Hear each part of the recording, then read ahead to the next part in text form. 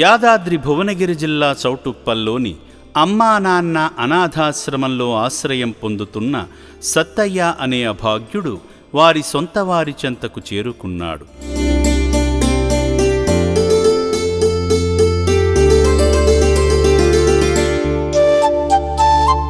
నల్గొండ జిల్లా దేవరకొండ మండలం పడమటిపల్లి గ్రామానికి చెందిన ఈ పెద్దాయన పేరు సత్తయ్య.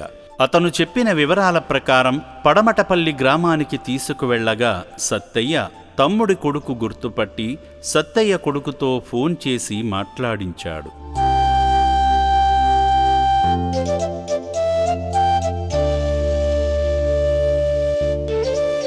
ఆశ్రమ సిబ్బంది కుటుంబ సభ్యుల గుర్తింపు కార్డును పరిశీలించి సత్తయ్యను వారికి అప్పగించారు.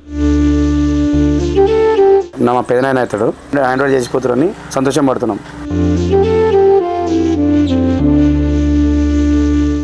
సత్తయ్య లాంటి ఎందరో అభాగ్యులు అమ్మా నాన్న అనాథాశ్రమంలో జీవిస్తున్నారు.